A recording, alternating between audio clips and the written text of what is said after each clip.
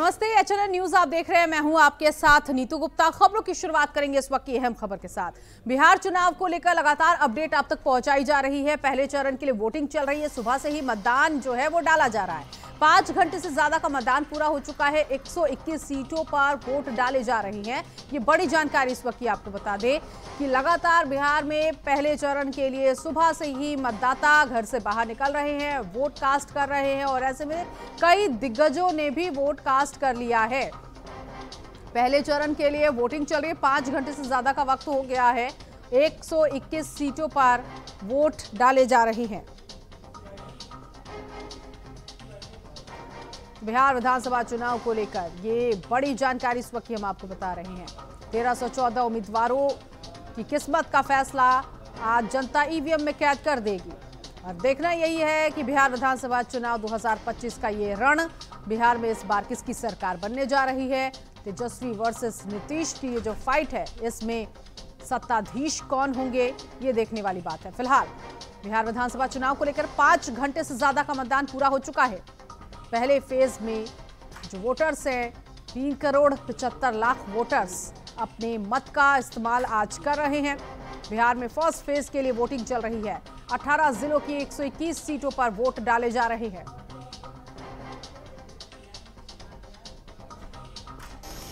दांव पर कई मंत्रियों की किस्मत भी आज लगी हुई है।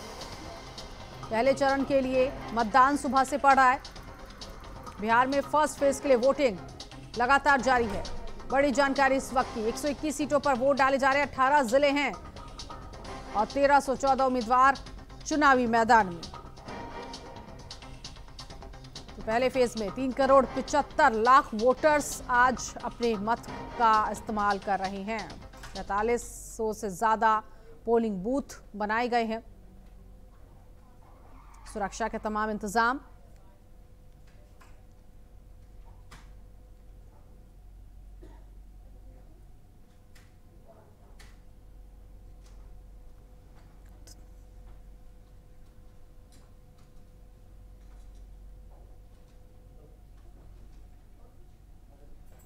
तो सुबह से ही मतदान चल रहा है। ऐसे में इस मतदान को लेकर भी तमाम राजनीतिक दलों की तरफ से प्रतिक्रियाएं सामने आई हैं। सुनते हैं कौन क्या कह रहा है। अपील है कि मतदान केंद्र जाएं, अपने वर्तमान भविष्य को देखते हुए वोट दें। नौकरी, रोजगार, कारखाने बिहार में खुले, अच्छी शिक्षा, चिकित्सा हो, पढ़ाई, दवाई, कमाई की जो बात करें उसको जो है मतदान करें। यही हम सब लोगों से अपील करना चाहते हैं। अपील है कि अपना अपना मतदान पर जाके वोट डालें। अपना अधिकार को नहीं भूलना चाहिए, अधिकार को अपना समझना चाहिए। और पूरा जनता से, पूरा बिहार से, महिलाओं से, पुरुषों से, नौजवान साथियों से, सबको अपना अपना वोट डालें। दोनों बेटा के शुभकामना है। प्रताप भी चुनाव लड़ रहे हैं। सब देखिए, हम लोगों ने अपने संकल्प लिया है कि हम हर घर में नौकरी देंगे और वो देंगे। और जब सपना देखते हैं, टारगेट रखते हैं, तो जरूर वो सपना और टारगेट पूरा होता है। हमारे पास विजन है, लंबा 35 साल का कैरियर है, जनता के बीच में सेवा करना है, 35 साल काम करना है। जो भी हम कहेंगे वो ईमानदारी से कहेंगे, ताकि आने वाले समय में भी हमें फेस करना है जनता का। अब नीतीश कुमार जी के पास यही चुनाव भर है। इसके बाद वो क्या करेंगे, कैसे रहेंगे, वो रहेंगे कि नहीं रहेंगे, तो उनके लिए ये है कि वो कुछ भी बोल सकते हैं, लेकिन हम जो बोलेंगे वो आने वाले समय में पूरा करेंगे। मेरे पे कोई टिप्पणी करे या मेरे पे कोई बात करे, उससे बिहार के विकास का कोई लेना देना नहीं। वो व्यक्तिगत बातें हो सकती है मेरे पे, मैं उन पे करूँ या वो मेरे पे करे, लेकिन मैं किसी व्यक्ति विशेष से लड़ने आया ही नहीं। मैं आया हूँ यहाँ पे बिहार के विकास के लिए, बेहतर शिक्षा के लिए, जो पलायन रोकने के लिए, रोजी रोजगार के लिए, अस्पताल के लिए। तो बिहार में मुझे लगता है कि सरकार जब तक नहीं बदलेगी तब तक आप बेहतर विकास नहीं सोच सकते हैं। तो पहले आप अपने आप को बदलो और सरकार बदलो, तभी जाके बेहतर आप विकास सोच सकते हो। कौन मेरे पे टिप्पणी कर रहा है, कौन मेरे पे क्या कर रहा है, उससे बिहार का विकास का कोई लेना देना नहीं है। तो मैं चाहता हूं कि बातें हम कम करें और हम अपने बच्चों के भविष्य के लिए क्या बेहतर किए हैं और सरकार ने क्या बेहतर दिया है उस पर चर्चा करें, तो शायद सरकार को भी समझ में आएगा। आज जितने भी प्रशासनिक लोग यहाँ पे हैं, इनका 2004 से पेंशन नहीं मिलता। बताइए कितनी दुख की बात है कि अपने बच्चों को जब रिटायर होंगे तो क्या जवाब देंगे। इनका जब पोस्टिंग होता है तो घर से कम 200 किलोमीटर दूर हो जाता है।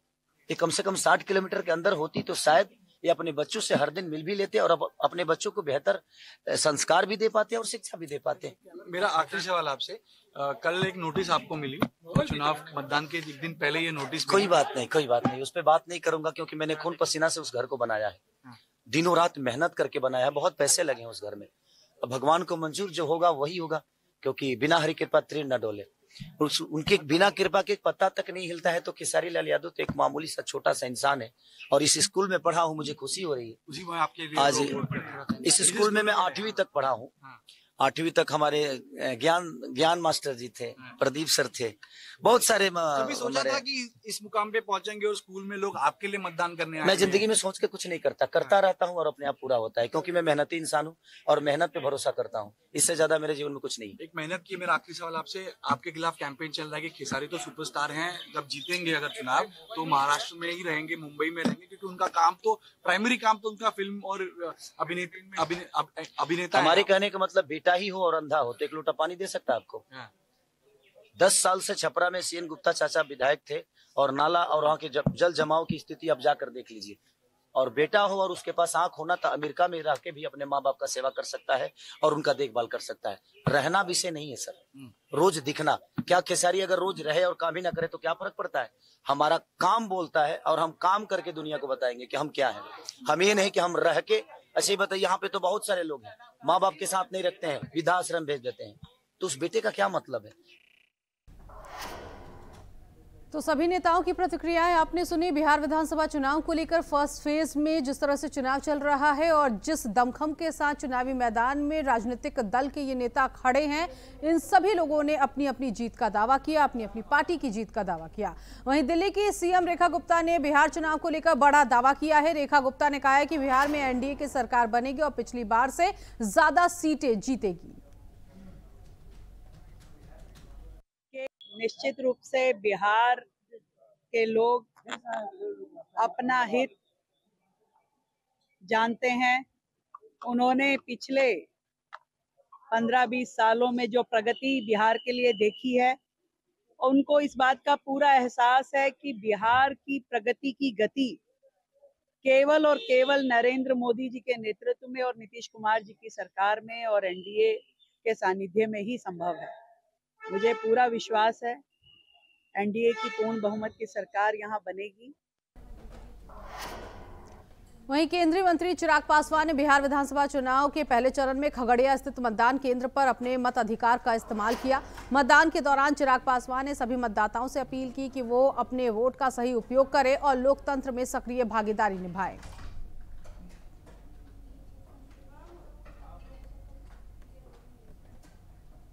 बस इतना कहना चाहूँगा कि ये एक ऐसा अधिकार है जो देशवासियों के सर्वोच्च अधिकारों में से एक है, मताधिकार, जिसका उपयोग कर कर आप अपने आने वाले भविष्य के जीवन को बेहतर कर सकते हैं। मैं चाहता हूँ और मैं आग्रह करूँगा हर बिहारवासी से, लोकतंत्र का ये महापर्व चल रहा है और इसमें हर कोई अपना योगदान जरूर करे। आगे बढ़ेंगे। 2013 अहमदाबाद रेप मामले में एक बड़ी खबर मिल रही है कि आसाराम को 6 महीने के लिए फिर मिली अस्थायी जमानत। ये बड़ी जानकारी इस वक्त की आपको बता दें, गुजरात हाईकोर्ट ने सजा 6 महीने के लिए निलंबित कर दी है। तो आसाराम बापू को लेकर ये खबर 2013 का अहमदाबाद रेप मामला, ये जिसमें आसाराम को 6 महीने के लिए फिर से अस्थायी जमानत मिल चुकी है। गुजरात हाईकोर्ट की तरफ से ये राहत आसाराम बापू को दी गई है और 6 महीने के लिए निलंबित की गई ये सजा। 2013 में अहमदाबाद रेप मामले को लेकर गुजरात हाईकोर्ट की तरफ से ये अहम खबर, 6 महीने के लिए अस्थायी जमानत आसाराम को मिल चुकी है, यानी कि फौरी राहत आसाराम को दी गई है। कुछ वक्त के लिए 6 महीने के लिए जमानत पर आसाराम बाहर होंगे।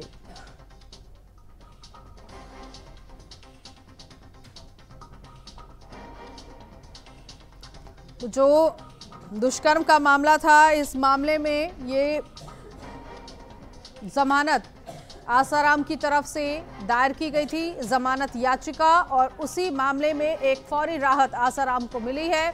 आसाराम को 6 महीने के लिए अस्थायी जमानत दी गई है, यानी कि टेम्पररी उन्हें जमानत दी गई है, बेल मिल चुकी है। टेम्पररी बेल आसाराम को मिली है। 2013 का ये मामला था और अब अस्थायी जमानत पर आसाराम 6 महीने के लिए बाहर होगा।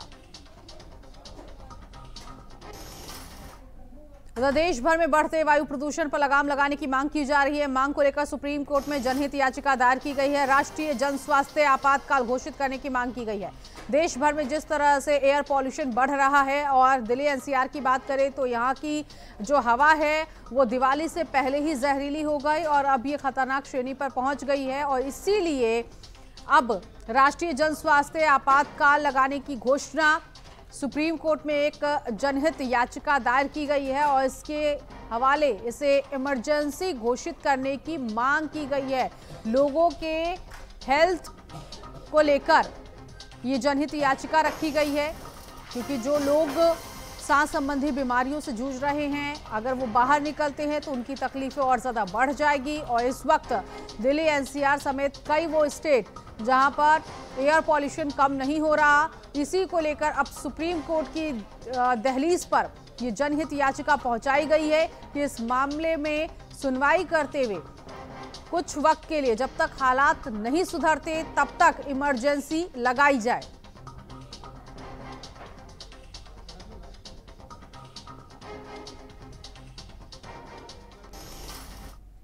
लखनऊ के आशियाना कोतवाली अंतर्गत रजनीखंड क्षेत्र में देर रात अवैध खनन के दौरान एक बड़ा हादसा हो गया, जहां जेसीबी और डंपरों से गहरा बेसमेंट खोदने के काम में पड़ोस का बना बनाया मकान धराशायी हो गया। स्थानीय निवासियों के अनुसार खनन माफिया रात के अंधेरे में मिट्टी का अवैध उत्खनन कर रहे थे, जिससे आसपास के भवनों को खतरा पैदा हो गया। घटना की सूचना मिलते ही पुलिस और प्रशासन की टीमें मौके पर पहुंची। आशियाना कोतवाली प्रभारी ने बताया कि अवैध खनन पर सख्त कार्रवाई की जाएगी। लखनऊ में अवैध खनन से मकान ढह गया है। रजनीखंड में ये देर रात हादसा हुआ। हालांकि सभी लोग सुरक्षित बताए जा रहे हैं, कोई हताहत नहीं हुआ है। तस्वीर आप देख सकते हैं, लखनऊ से तस्वीर सामने आई है कि किस तरह से ये मकान जो है वो ढह गया है और अवैध खनन की वजह से ही ये मकान ढहा है। फिलहाल रात के वक्त ये घटना घटी, जेसीबी से बेसमेंट खोदने पर कार्रवाई की जा रही थी और इसी दरमियान जो ये बगल का ये मकान था ये भी ताश के पत्तों की तरह ढेर हो गया। तो आशियाना कोतवाली बताई जा रही है जहां पर अवैध खनन की गई और यहां पर सख्ती देखी गई है। फिलहाल प्रभावित परिवार सुरक्षित है, किसी को नुकसान नहीं पहुंचा है।